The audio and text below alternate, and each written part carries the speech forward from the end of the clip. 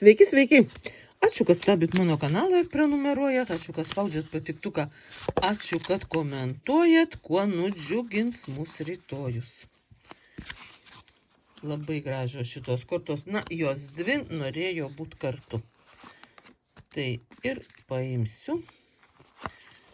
Va, iš tų keturių išsirinkit, kaip jūs mėgstat vieną, ar ne vieną, ar kada norit. Ir skaitau, pradedu. Va, ir prasideda tai.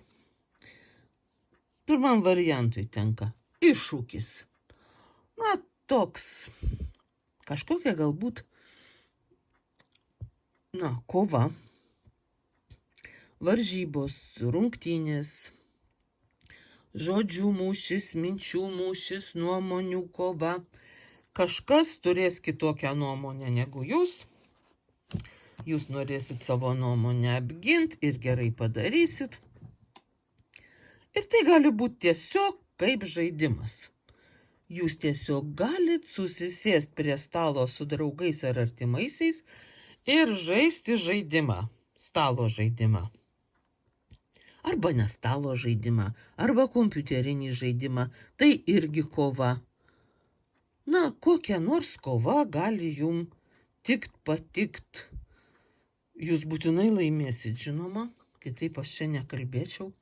Bet šiek tiek pašildys jūsų kraują, šiek tiek palavins galvą, kad nepamirštumėt galbūt skaičiuot, kad nepamirštumėt kalbėt, kad nepamirštumėt fantazuot. Jūs gausit rytoj tokią įdomesnę, sudėtingesnę dieną.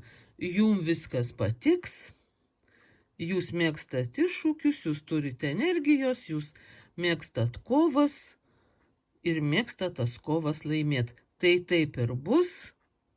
Rytoj jūs ir pakovosit, ir palaimėsit. Oi, kaip gražu, kaip gražu. Tai va, kam dar neįsipildė visi pageidavimai, visi norai, visos svajonės, tai jau rytoj. Tai jau rytoj jūs atsidursit šitam rojui, šitoj idilijoj, šitoj vietoj, kur viskas puiku, gražu, saulė šviečia, visos taurės pilnos skanių gėrimų, jūsų vaikai džiaugiasi, jūsų mylimasis ar mylimoji kartu su jumis. Ir viskas, ką jūs buvot sumanę, užmanę ir užsisakę, rytoj pas jūs atvyksta jau tikrai, jau būtinai. Nepamirškit to pastebėt. Nepraleiskit pro akis to, kas jum aiškiai pildosi gyvenime, kas yra puikiausi nuotykiai, kas yra puikiausi įvykiai. Ir net už tai padėkot, aš manau, vertėtų. Na, bet čia jau jūsų reikalas. Tai va, labai gerą kortą išsirinkot. Va, o trečioji korta reiškia, kad jūs dar vis kažkuo labai rūpinatės. Va taip, įsisėdot į rūpesčius ir dar jūs ten.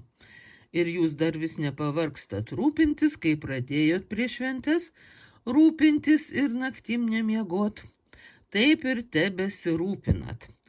Na, jeigu jum patinka šitas veiksmas, tai niekas jo negali jum uždraust.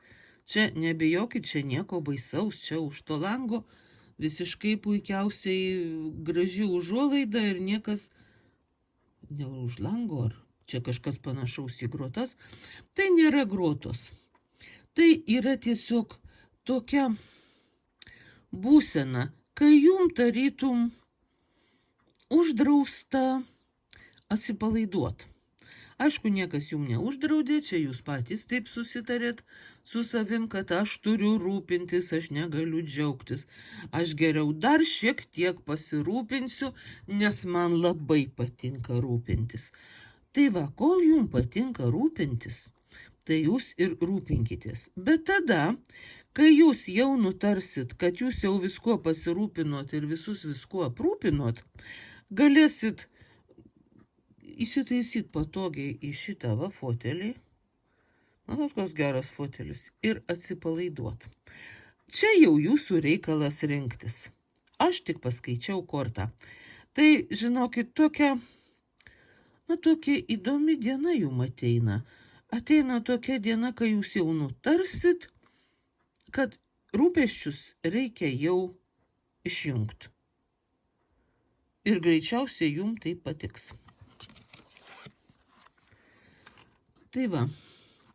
Aha, o čia irgi tokia pošventinė, sakyčiau, depresija, ne depresija. Kažkas tokio, kas.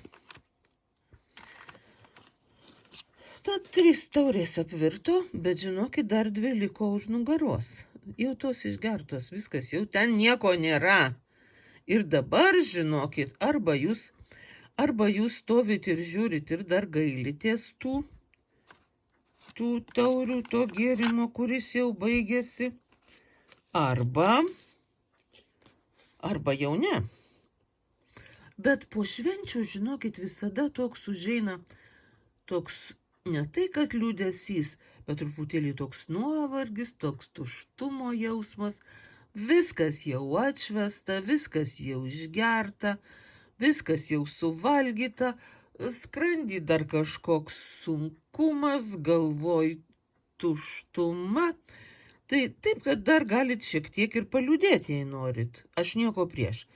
Arba atsigręžkit ir pasižiūrėkit, kad dar yra ir taurių pilnų, ir dar reikalų visokių, ir dar už to tilto labai graži pilis, ir viskas dar prieš akis. Taip, kad tik pakelkit akis, apsidairykit, ir tai, ką jūs pamatysit, gali jūs labai nudžiugint.